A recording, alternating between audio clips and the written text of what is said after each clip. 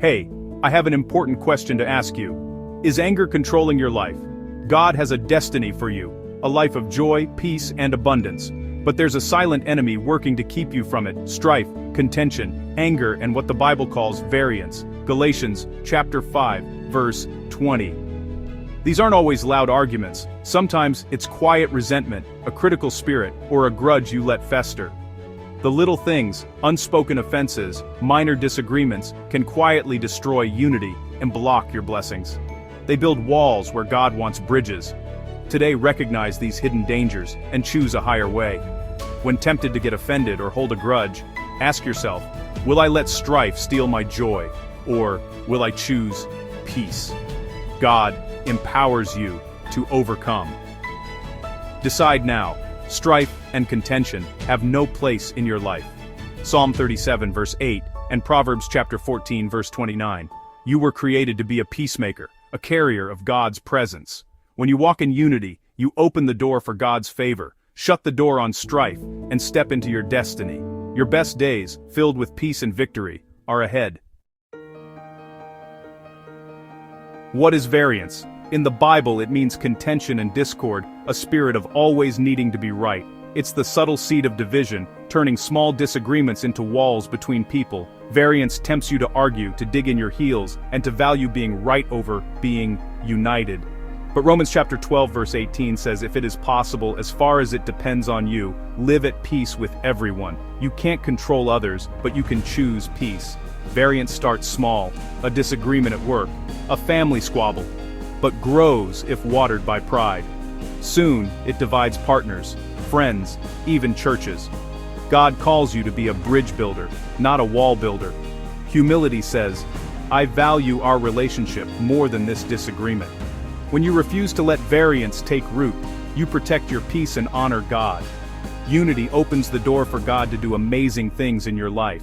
Make unity your priority. I invite you to like this video, subscribe to the channel, and activate the notifications. Please stick around to the end on how to obtain your free ebook. Link in the description below. Please write in the comments, what about this video spoke to you the most? Strife isn't just a bad habit, it's a form of idolatry. When you insist on your own way, you put your ego on the throne instead of God. Strife is a battle for control, a subtle worship of self. The Bible says rebellion is like witchcraft, trying to manipulate outcomes instead of trusting God. 1 Samuel chapter 15 verse 23. When you fight for your way, you're practicing self-idolatry, pushing God out of the driver's seat. God wants you free from the idol of self. Surrender your need to be right, and let God lead. Lay down pride, and make room for God's peace. Trust His plan, not your own control. That's the path to true freedom and lasting peace. Discord poisons homes, churches, and workplaces faster than anything else. You can have a beautiful house, but if it's filled with strife, it won't feel like home.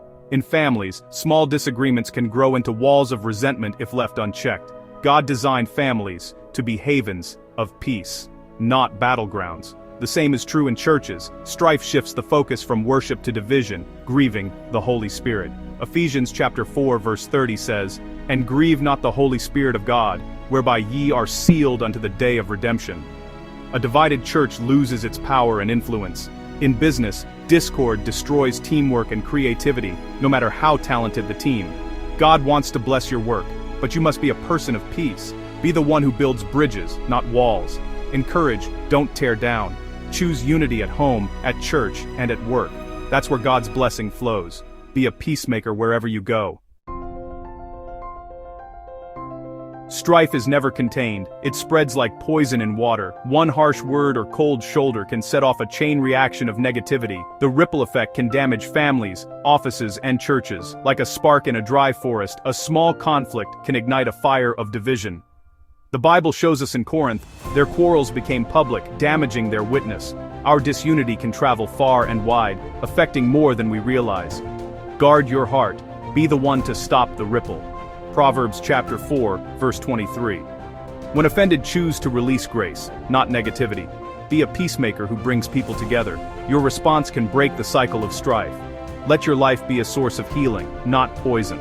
Start a new cycle of peace and restoration.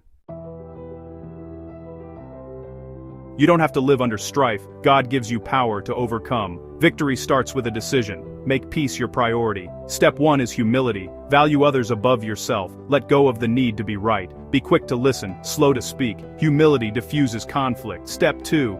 Control your emotions and words. Don't react in anger. Take a moment before responding. Don't let temporary emotions cause permanent damage. Step 3. Pray before you confront. Ask God for wisdom and a soft heart. Prayer changes your perspective and invites God's peace. Step 4. Be proactive in reconciliation. Don't wait. Take the first step to restore relationships. The goal isn't to win, but to restore. When you do your part, you sow peace and reap blessing. You were created to be a peacemaker, not a troublemaker. Jesus said, "Blessed are the peacemakers, for they will be called children of God." Matthew chapter 5 verse 9. Peacemakers actively bring reconciliation and unity. They reflect God's nature. Unity is where God commands his blessing and favor.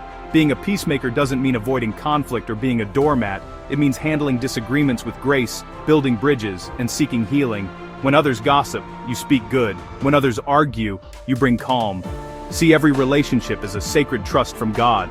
Make unity your goal, and you'll enjoy deeper relationships and greater effectiveness. Most importantly, you'll bring joy to your Heavenly Father. Get ready for blessing and favor. Get ready for the abundant life that comes with peace. Walk the path of the peacemaker. If you would like the grace of God's faith to come into your life, all you have to do is pray this following prayer according to Romans chapter 10 verses 9 and 10, believing in your heart. Dear Lord Jesus, I repent of my sins. I ask you to come into my life as my Lord and Savior, showering me with the grace of God's faith. If you prayed believing, congratulations. According to Romans chapter 10 verses 9 and 10, you have the salvation grace of God in your life. To grow in God's grace, read His Word, the Holy Bible, and attend a good Bible-believing church. Thank you for watching. Please like, follow, or subscribe so you don't miss more inspiring Bible videos. Comment below and share what part of the video spoke to you the most. And don't forget to download your free ebook. Also, please check out the links about our Bible resources and products, links in the description below. God bless you richly. See you next time.